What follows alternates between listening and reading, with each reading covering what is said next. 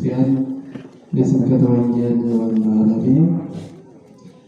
በደብረ ሰንበት ትምህርት ቤት ወጣቶች እንዲሁም በዝማሬ ያገለግላችን በክራሩ የሚጫወተው ወንድማችን በሩቅም በቅርብም የተሰባሰባችሁ አባቶች፣ እናቶች፣ ወንድሞች፣ እህቶች እንዲሁም ሕፃናት በወደደን ባፈቀረን በአንድ ልጁ ኢየሱስ ክርስቶስ ፍጹም ሰላም እላችኋለሁ። እንደምን ዋላችሁ?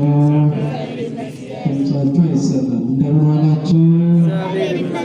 የዋላችሁ አመስግኑት። እንደምን ዋላችሁ? እንደምን ሰነበታችሁ? አሜን። ለባህሪ ኢየሱስ ክርስቶስ የሕይወት ባለቤት የዘመናት ጌታ ስልጣናዊ ወደደን ስንርቀው ያቀረበን እድሜ ለንስሐ ዘመን ለፍስሐ ያደለን የአባቶቻችን አምላክ የድንግል ማርያም ልጅ ስሙን ጠርተን እንድናመሰግነው የረዳን ያገዘን ክብርና ምስጋና አምልኮትና ውዳሴ ለስም አጠራሩ ሲሆን እንዲሁም ለድህነታችን ምክንያት ወደን የሆነች የሚበላውን የሚጠጣውን ወልዳ የሰጠችን ንጽሕተ ንጹሐን ድንግል ማርያም እግዚአብሔር እንዳከበራት መጠን ቅዱስ ኤፍሬም በውዳሴው አባ ሕርያቆስ በቅዳሴው አባ ጊዮርጊስ ዘጋስጫ በሰዓታቱ ቅዱስ ያሬድ በማኅሌቱ ያመሰገናት አቁራሪተ መዓት ሣሊተ ምሕረት እማምላክ ንጽሕተ ንጹሐን ድንግል ማርያም እግዚአብሔር እንዳከበራት መጠን ከፈጣሪ በታች በፍጡራን ላይ ስሟ ከብሮ የተመሰገነ ይሁን። የሰማዕቱ የቅዱስ ጊዮርጊስ ምልጃና ጸሎት አይለየን። እንኳን አደረሳችሁ። እግዚአብሔርን አመስግኑ። እንድናመሰግነው የረዳን ያገዘን በድጋሚ ስሙ የተመሰገነ ይሁን። ሊተሰበሉ ተሊው እግዚአብሔር ይሰኒ። ድምፃችሁን ከፍ አድርጋችሁ አብረን እንላለን። ሊተሰበሉ ተሊው እግዚአብሔር ይሰኒ። እስኪ በሉት። ድምፃችሁ አይሰማም። በረዳችሁብኝ። ሊተሰበሉ ድምፃችሁን ከፍ አድርጉት። ሊተሰበሉ ተሊው እግዚአብሔር ይሰኒ። እስኪ በሉት። እኔ ስበሉ ወደ እግዚአብሔር መቅረብ ይሻለኛል። እስኪ አሁን በሉት። ወደ ማን መቅረብ? ወደ እግዚአብሔር ቀርበን እንድንኖር እሱ ይርዳል። ሊተሰበሉ ተሊው እግዚአብሔር ይሰኒ። እሱ እንደወደደና እንደፈቀደ መጠን ባለን ሰዓት ውስጥ የምንመማርበት የትምህርታችን ርዕስ የሚሆነው ይህ ነው። ቃሉን የምናገኘው መዝሙረ ዳዊት መዝሙር 72 በቅንፍ 28 ላይ ተመዝግቦ የምናገኘው ቃል ነው። ሊተሰበሉ ተሊው እግዚአብሔር ይሰኒ። እኔስ ወደ እግዚአብሔር መቅረብ ይሻለኛል። ወደ ማን መቅረብ? ወደ እግዚአብሔር መቅረብ። የተወደዳቸው እግዚአብሔር ቤተሰቦች ዓለም ብንቀርባት ከባድ ናት። ባለስልጣን ብንቀርበው ከባድ ነው፣ አስቸጋሪ ነው። እግዚአብሔርን የቀረበ ሰው ግን አሸናፊ ነው። ጊዜ የማይቀይረው ዘመን የማይሽረው ታማኝ ጌታ ዘላለማዊ ንጉሥ እሱ ብቻ ነው። ሰዎች ሲያልፍ እሱ የሚኖር ዓለምን በማለት እንደ እንቁላል የያዘ የሰራዊት ጌታ እግዚአብሔር እሱ ነው። ስለዚህ ሰውን ተስፋ አድርገን ባለስልጣንን መከታ አድርገን በሰው ከምንመካ በማን እንመካ? በማን እንመካ? በእግዚአብሔር እንመካ። ብልህ፣ አዋቂ፣ ጥበበኛ፣ አስተዋይ ቢሆን በማያልፈው በእግዚአብሔር ይመካ ይላል። ዛሬ የምንመካበት መስዋዕት በባለስልጣን እንመካለን፣ በገንዘባችን እንመካለን፣ በውበታችን እንመካለን፣ በመልካችን እንመካለን። ግን ይህ ሁሉ ረጋፊ ነው። እውነት እነግራችኋለሁ፣ መመካት ያለብን መቅረብ ያለብን እግዚአብሔርን ነው። እግዚአብሔርን የቀረበ ሰው አሸናፊ ነው። ለዚህ ነው ነቢየ እግዚአብሔር ዳዊት ሊተሰበሉ ተሊው እግዚአብሔር ይሰኒ፣ እኔስ ወደ እግዚአብሔር መቅረብ ይሻለኛል አለ። እንዴት እንዲል ቻለ ሲል ዳዊት ልበ አምላክ ዳዊት ተብሏል። በእግዚአብሔር ዘንድ እንደ ልብ የተባለ በእግዚአብሔር ዘንድ የተወደደ ድንቅ ንጉሥ ነው። ነገር ግን ከንግሥናው በፊት እግዚአብሔር ለንግሥና መርጦት አክብሮት በሳሙኤል አማካኝነት በቅባ ሜሮን እንዲቀርብ ሲልከው እሴይ ግን ዳዊትን አላቀረበም። ማንን አላቀረበም? ዳዊትን አላቀረበም። እሴይ ማለት የዳዊት አባት ነው። ያቀረበ መልከ መልካሞቹን ነበረ። ቁመታቸውን የሚያሉት ዳዊት አጭር ነው። ስለዚህ የተመረጠው ዳዊት ነው በእግዚአብሔር ዘንድ፣ በአባቱ ዘንድ ግን የተመረጠው ሌሎቹ ናቸው። ማን ይምረጠን? ይመናል እግዚአብሔር ሁላችንን ይምረጠን። እሱ የመረጠው መልካም ነው፣ እሱ ያየው መልካም ነው። ስለዚህ ዳዊት እግዚአብሔር መርጦታል፣ እግዚአብሔር አክብሮታል። ለአባቱ ግን ይህን አላደረገም። መልከ መልካሞቹን አመጣ፣ የታዘዘው ነገር አልሆነም። እያንዳንዳቸው አቀረበ አይደለም። ሳሙኤል እንዲህ አለው፣ ሌላ ልጅ የለምን? በውኑ እንድቀባ ተልኬአለሁ፣ እንዳነግሠው ተልኬአለሁ። በአንተ ቤት ከአንተ ቤት አንተ አብራክ የወጣ ንጉሥ እንደሚሆን እግዚአብሔር ልኮኛል። ግን ለእነዚህ አልተፈቀደም። አንተ ላቀረብካቸው ሳይሆን ሌላ ካለ ንገረኝ አለው። ምናልባት አለ በቤቴ ዘንድ ትንሽ ብላቴና በግ ጠባቂ በበግ እረኝነት የተሰማራ አለ፣ እሱ ሊሆን ይችላል አለ። ይህን ላክበት ይምጣ ተባለ። ከመንገዱ ሲደርስ ወደ ሳሙኤል እግዚአብሔር ወደ ላከው እግዚአብሔር ወደ አከበረው ያነግሠው ይቀባው ዘንድ ወደ ተላከው ሲመጣ ገና በመንገድ ላይ ዘይቱ ፈላ። ክብር ለእግዚአብሔር ይሁን። እግዚአብሔርን አመስግኑ። ስለዚህ እግዚአብሔር እንደዚህ ነው፣ ይመርጣል። የተናቁትን የወደቁትን ከፍ ያደርጋል። እግዚአብሔር ከፍ ያደረገውን ሰው ዝቅ ሊያደርገው አይችልም። እግዚአብሔር የሾመውን ሰው ሊያወርደው አይችልም። ሰው የሾመውን እግዚአብሔር ይሾመዋል። ሰው ከፍ ያደረገውን እግዚአብሔር ዝቅ ያደርገዋል። እግዚአብሔር ከፍ ያደረገውን ሰው ዝቅ ሊያደርገው አይችልም። ይችላል ይመናል? አይችልም። ስለዚህ ዳዊትን አባቱን ዝቅ አድርጎታል። እሱም ብቻ አይደለም ንቆታል። የበግ እረኛ ነው፣ በበግ የተሰማራ ትልቅ ነው፣ በቤቴ ውስጥ ታናሽ ብላቴና ነው ብሎታል። ግን ማን ከፍ አደረገው? እግዚአብሔር ከፍ ያድርገን። ይሆናል አመስግኑ። አያችሁ፣ እግዚአብሔር ከፍ ሲያደርግ መልካም ነው። እግዚአብሔር ሲመርጥ መልካም ነው። ስለዚህ እሱ ታልመረጠ፣ እሱ ታላከበረ፣ እሱ ከፍ ታላደረገ ከንቱ ነው። ውበታችን ሁሉ ከንቱ ይሆናል። ስለዚህ በውበታችን አንመካ። ዛሬ በእውቀታቸው የሚመኩ አሉ። እውቀት የማን ነው? የማን ነው? እውቀት ያለው በእውቀቱ፣ ጉልበት ያለው በጉልበቱ፣ ገንዘብ ያለው በገንዘቡ አይመካ። ይህ ሁሉ ቀሪ ነው። በማያልፈው በእግዚአብሔር ይመካ ነው የሚለው። ገንዘብ እንደሆነ ያልፋል፣ ጉልበት እንደሆነ ይረግፋል፣ ይጠፋል። ዝነኛ የነበረው እኔም ሲባልለት ሲጨበጨብለት የነበረው ነገ ተራ ይሆናል። ጊዜ የማይቀይረው ዘመን የማይሽረው ታማኝ ጌታ ዘላለማዊ ንጉሥ እሱ ብቻ ነው። ይመናል የድንግል ማርያም ልጅ። ስለዚህ በማያልፈው በእግዚአብሔር እንቅረብ፣ ሕጉን ሥርዓቱን እንወቅ። ዛሬ ወርኃዊ መታሰቢያ የሆነው ሰማዕቱ ቅዱስ ጊዮርጊስን ስንመለከት ሁሉ ነው የሚነግረን።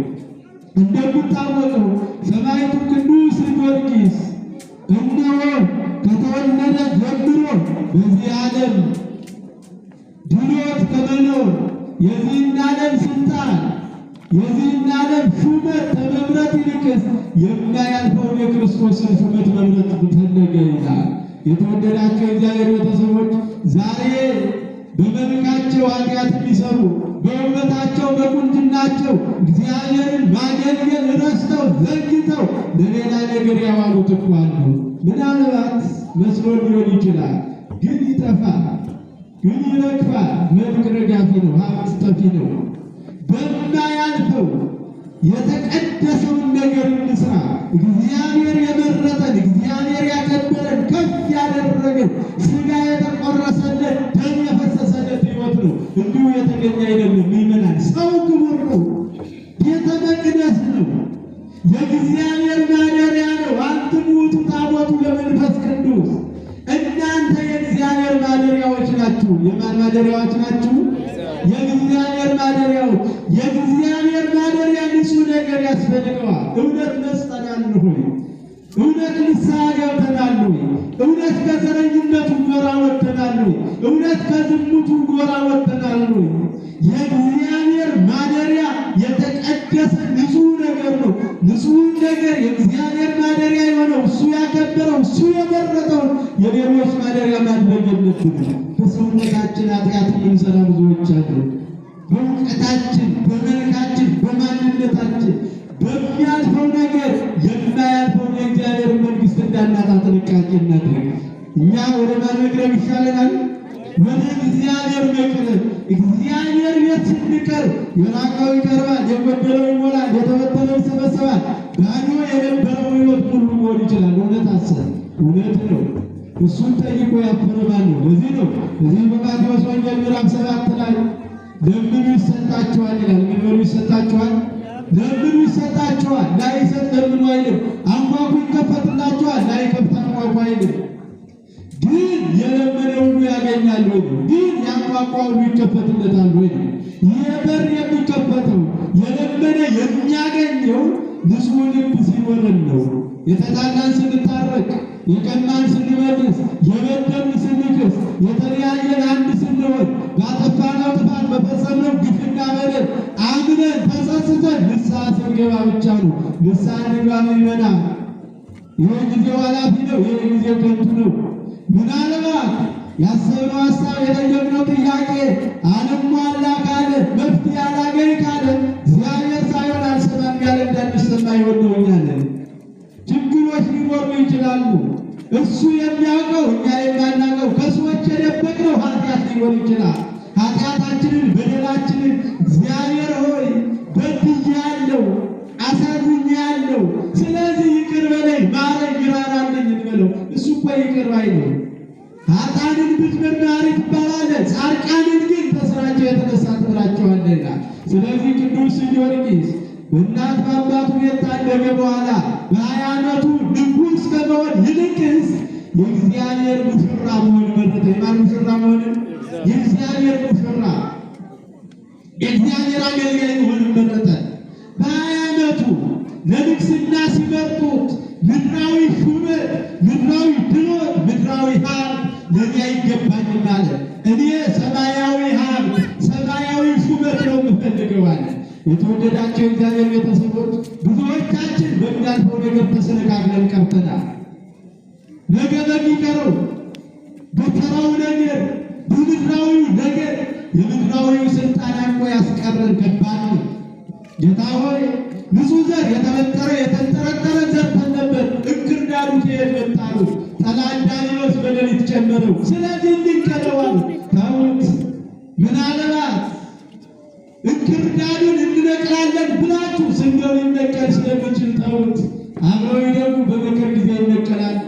ስንዴው ወደ ጎተራ፣ እንክርዳዱ ወደ እሳት ይጨመራል ነው ያለ።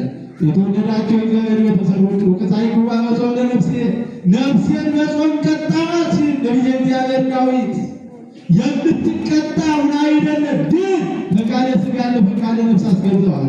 የሥጋ ፍላጎት መብላት፣ መጠጣት፣ መግዛት፣ መንዳት ነው። የነፍስ ፍላጎት ግን በተቃራኒው መጸለይ፣ መጾም፣ መጸለይ፣ አስራት በኩራት ማውጣት፣ ቅዱስ ሥጋውን ክቡር ደሙን መመገብ ነው። ስለዚህ የማትጾመውን የማትጸልየውን እንድትጾም እንድትጸልይ ያደረግኳት፣ አስራት በኩራት የማታወጣውን እንድታወጣ አደረግኳት፣ የወንጌል አገልግሎት የማትሳተፈውን እንድትሳተፍ አደረግኳት፣ የዝማሬ አገልግሎት የማትወደውን እንድትዘምር አደረግኳት እያለ ነው። የተወደዳቸው እግዚአብሔር ቤተሰቦች ነፍስና ሥጋ ተቃራኒዎች ናቸው። እሳትና ውሃም እንደዚህ ናቸው። እሳትና ውሃ ተቃራኒ ነው። ሲስማሙ እሳቱ ውሃውን ማፍላት ይችላል። ሲጣሉ ደግሞ ውሃው እሳቱን ማጥፋት ይችላል። ነፍስና ሥጋም እንደዚህ ናቸው። የሥጋ ፍላጎት ሲስማሙ አብረው መጸለይ፣ መጾም፣ ማስቀደስ፣ ሕገ እግዚአብሔርን ማወቅ ይችላሉ። ሲጣሉ ደግሞ እነሆ ጾሙን ጸሎቱን ይተውታል። ስለዚህ ተቃራኒዎች ናቸው። ነገር ግን የሥጋን ፍላጎት ገንተን የነፍስን ፍላጎት ልናጎለብት ይገባል። በተለይ በዚህ ወቅት፣ በተለይ በዚህ ሰዓት አመለስልሰን ማቅለብሰን የምንጸልይበት የምናለቅስበት ነው። በዚህ በሉቃስ ወንጌል ጌታ ሆይ ይላቱን የዕብራውያን ቆነጃጅት እውር ባበራ ለምጽ ባነጻ ወባጣ ባቀና ሽባ በተረተርክ ዲዳ ባናገር ለምን ሞትክ ለምን ተገረፍክ ሲሉ ለእኔ ሳይሆን ለራሳችሁ አልቅሱ አለ። ለማን ሳይሆን አለ? ለእኔ ሳይሆን ለራሳችሁ አልቅሱ። አሁን ማልቀስ ያለብን ለራሳችን ነው። አሁን መጸለይ ያለብን ለራሳችን ነው። እግዚአብሔርና ክቡር እኮ ነው። ባናከብረው የከበረ ነው። እከብራይኑ ክቡር ነው። ሰርቃይኑ ጻድቅ ነው። የጌቶች ጌታ የአምላኮች አምላክ መድኃኒዓለም ኢየሱስ ክርስቶስ ለእኔና ለእናንተ ሲል ነው ሥጋውን የቆረሰ። ለእኔና ለእናንተ ሲል ነው ደሙን ያፈሰሰ። አታድርግ ተብሎ አድርጎ፣ አትስራ ተብሎ ሰርቶ እግዚአብሔርን ያህል ጌታ ገነትን ያህል ቦታ አጥቶ የሰው ልጅ ለ5500 ዘመን ምድረ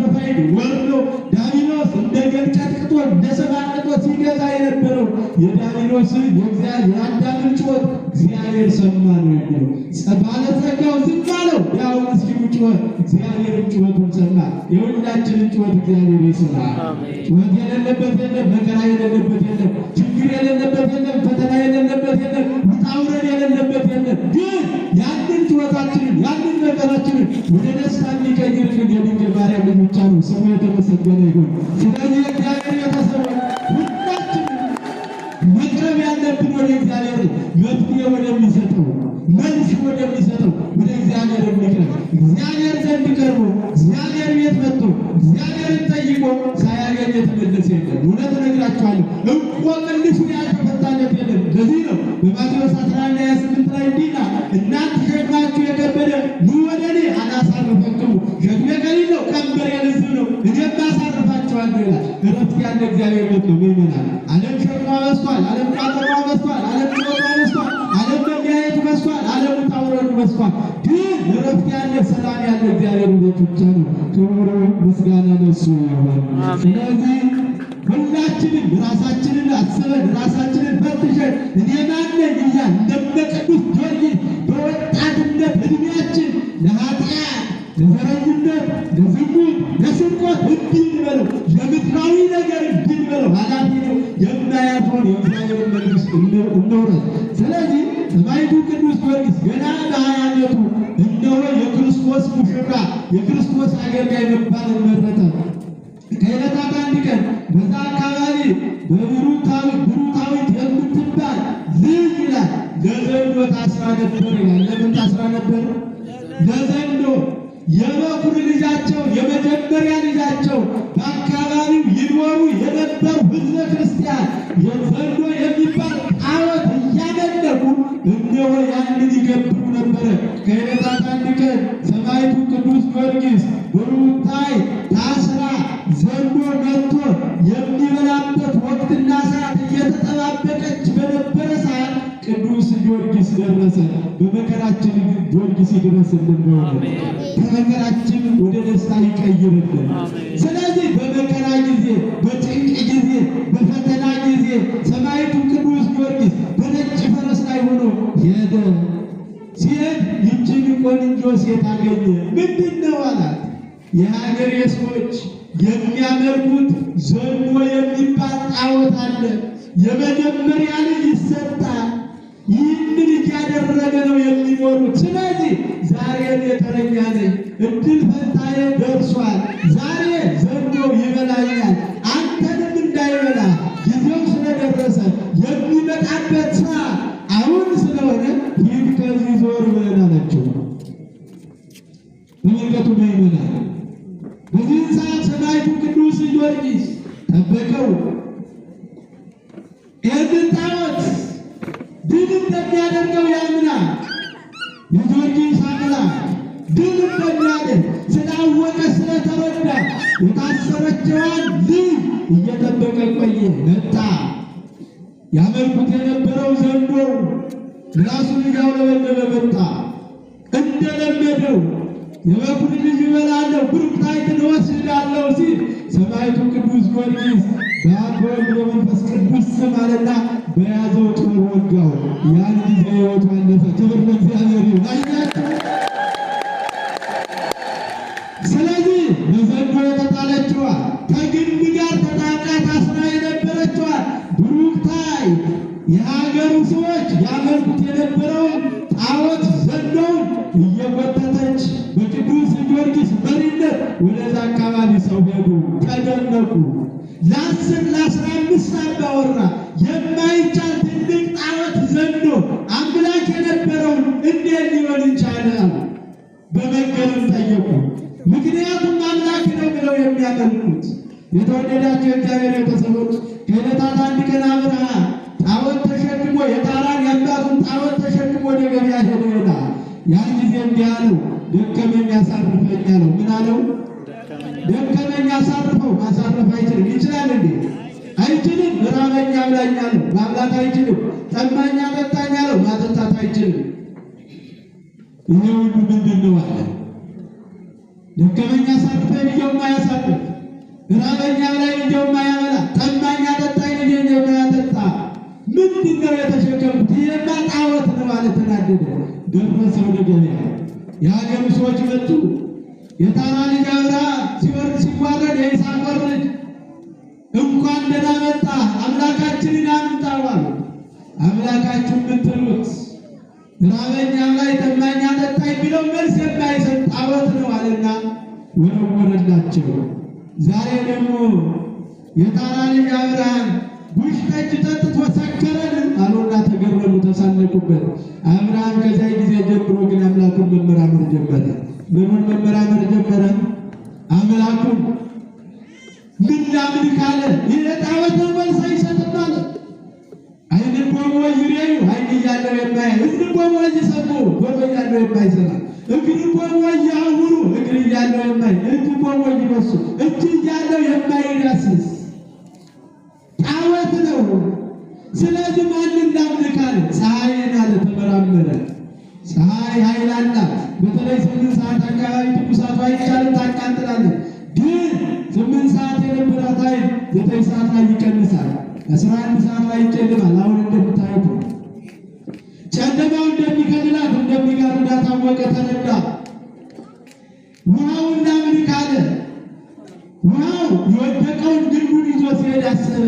ኃይል ነው ኃያል ነው አሰበ፣ ተመራመረ። ሰዎች ለመስኖ ሲገድቡት በጋ ላይ ሲጎር ነሐሴ ላይ የነበረው ውሃ መስከረም ላይ ሲደርቅ ተመለከተ። አሁንም ሌላ ኃይል እንዳላመን አለ።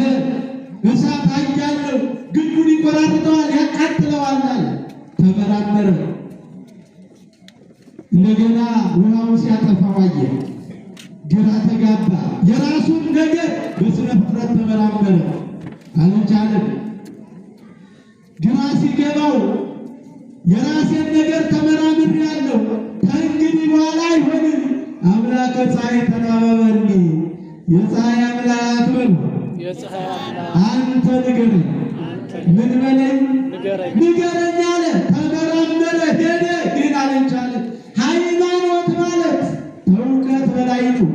ራሱ ባለቤቱ የገለጠው የይሁዳ መልእክት አንድ ምዕራፍ ነው ያለው። ቁጥር 3 ላይ ለቅዱሳን የተሰጠች ሃይማኖት አንድ ጊዜ ሁለት ጊዜ አይደለም፣ አንድ ጊዜ። ለምን 2 3 አለ? እንከን የለባትም፣ የማትደገም የማትቀነስ ችግር ስለሌለባት ሙሉ ስለሆነች ሙሉ በጉዳይ አድርጎ ስለፈጠራት ለቅዱሳን አንድነቱን ሦስትነቱን ላምን ከሰማየ ሰማያት መውረዱን ከድንግል ማርያም መወለዱ ወልደ ማርያም ኢየሱስ ክርስቶስ መባሉን ላመኑ ለተረዱ የተሰጠች እንከን የሌለባት ችግር የሌለባት። ስለዚህ እነዛ ሰዎች ግራ ተጋቡ። ጊዮርጊስ ብሩክታይትን ያመልኩት የነበረውን ጣዖት ዘንዶ እያስወጠተ ይዞ ሲሄድ ግራ ተጋቡ። ምንድን ነው የምናየው? ይሄ ነው የጊዮርጊስ አምላክ ከዘንዶ አፍ አዳነኝ። ምላሱን እያውለበለበ መጣ። እግዚአብሔር ሆይ ታደገኝ ብሎ ጸለየ። ይኸው ለእናንተ ስታመልኩት የነበረው ዓይን እያለው የማያየው ጆሮ እያለው የማይሰማው ጣዖት መሆኑን ተረዳ። ዛሬ እውነተኛ አምላክ የጊዮርጊስን አምላክ ልታከብሩ ይገባል አለችና አስረዳች። ጊዮርጊስ ተናገረ። 3000 ሕዝበ ክርስቲያን በዛችው ቤተ ክርስቲያን መስርተው ጣዖት ተማምለክ ወጥተው የሰማዕቱን የቅዱስ ጊዮርጊስን ቤተ ክርስቲያን አንጸው የጊዮርጊስን አምላክ ማክበር ጀመሩ። ክብር ለእግዚአብሔር ለእግዚአብሔር ቤተሰብ። ስለዚህ ጊዮርጊስ ብቻ አላበቃ፣ ፈተናው በዛበት፣ ውጣ ውረድ በዛበት። 7 ዓመት ተጋደለ። አይደለም 7 ዓመት ይቅርና አንድ ቀን መጋደል ከባድ ነው። በፈላዋ ሲቀቅሉት፣ በመጋዝ ሲሰለጥፉት፣ በብረት ላይ ሲያስጉዙት፣ የብረት ጫማ ሲያጫምቱት፣ በመጋዝ ሲሰለጥፉት፣ በሐብል ሲወጥቱት ጽና ጊዮርጊስ እያለ ታምላኩ ነበር ያየተቀበለ። በሙቀጫ ሲወጡት፣ ለበሬ ሲያጎርሱት በሻኛው ላይ ይወጣ። አመደ ደማስ ጊዮርጊስ እስማኤዳን የጽፋርሰት የሆነ መልክ ያ ጊዮርጊስ የተባለ ጸፋርሰት ይወጣጥቷልና እነሆ ይድራስ በሚባል ተራራ እንኳን ያዘሩት ድል አድርጎ ወደ ነበረበት ተመለሰ። ክብር ለእግዚአብሔር ይሁን። ስለዚህ የምናመልከው አምላክ የታመነ ነው። ከሰዓት ያወጣ ከፈተና ይጠብቃል። እኛ በማናውቀው ነገር ሁሉ እሱ ስለሚያውቅ ይጠብቀናል። የጊዮርጊስ አምላክ ነው ስለምናመልከው መድኃኒዓለም ኢየሱስ ክርስቶስ ይህን ሁሉ ድል አድርጎ የ7 ዓመት መከራ፣ የ7 ዓመት ውጣ ውረድ፣ የ7 ዓመት ተጋድሎ ሳይበግረው አማኑኤል ሰማዕታዊ ባለዛለም ወካወድ ወሙበንተ እግዚአብሔር ወታገሱ ሞተ መሪረ ሰማዕታ የዚህን ዓለም ድሎት የዚህን ዓለም ምቾት ናቁ። ምድራዊ ሙሽራ፣ ምድራዊ ነገሥታት፣ ምድራዊ ባለስልጣን ተመባል ይልቅ ሰማያዊ ባለስልጣን ለመባል በቁ ይላል። ክብር ለሰማዕቱ ይሁን በእውነት። ስለዚህ እግዚአብሔር ቤተሰቦች ስናከብረው ሰማዕቱ ቅዱስ ጊዮርጊስ የምንል የጊዮርጊስ አምላክ አድነን ነው። ጊዮርጊስ ምንድን ነው? ያማልዳል። ከምን? በፈጣሪው የተሰጠው በተጋደለበት ብዛት በስሙ ጽላት ተቀርጾ ቤተ ክርስቲያን ታንጾ ዝክር የዘከረ መታሰቢያ የደረገ በስሙ ቃል የገባ ሁሉ አይደለም ራሱ ይቅርና እስከ ሌላ ትውልድ እንደሚያስብል ለሰማዕቱ ለቅዱስ ጊዮርጊስ ቃል ተሰጥቷል። ክብር ለሰማዕቱ ይሁን። ስለዚህ እግዚአብሔር ቤተሰቦች ሁላችንም ስናከብር ስንኖር ራሳችንን አስተካክለን የተጣላን ታርቀን የቀናን መልሰን የበደልን ክሰን የተለያየን አንድ ሆነን በጾም በጸሎት ጸንተን ሕገ እግዚአብሔርን ጠብቀን ትእዛዙን አክብረን ከበሉ መራ ከጠጡ መጠማት የሌለበትን ዘላለማዊ ደስታ ዘላለማዊ እርካታ የሚያስገኘው ቅዱስ ሥጋው ክቡር ደሙን ተመግበን የመንግሥቱ ወራሾች የስሙ ቀዳሾች እንድንሆን የድንግል ማርያም ልጅ ይርዳን ያግዘን። ወደ እግዚአብሔር መቅረብ ይሻለኛል። ወደ እግዚአብሔር መቅረብ ብዙ ነገር አለ።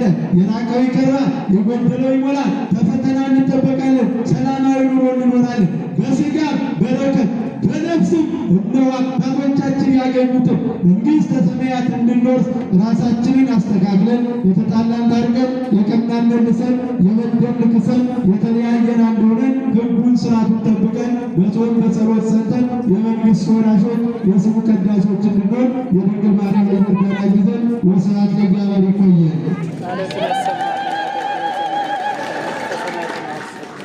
በመምህራችን ያንዱ እግዚአብሔር አምላካችን የራቀውን አቅርቦ የተሰወረውን ገልጦ የረቀቀውን አልብቶ ለእኛ የሚጠቅመንና የሚረባንን ስላስተማረን አምላካችን ለሁሉ እግዚአብሔር ክብርና ምስጋና ይግባው።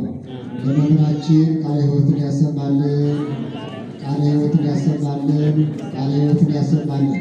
እግዚአብሔር አምላካችን ረጅም ዕድሜ ከሙሉ ጤና ጋር ይስጥልን። ያስተማረን ማን ነው? የመከረን ማን ነው? የገሰጸን ማን ነው? ያሰላሰበን ማን ነው? የረዳን ማን ነው? እግዚአብሔር። እግዚአብሔርን እናመስግን። ከዚህ በመቀጠል እግዚአብሔር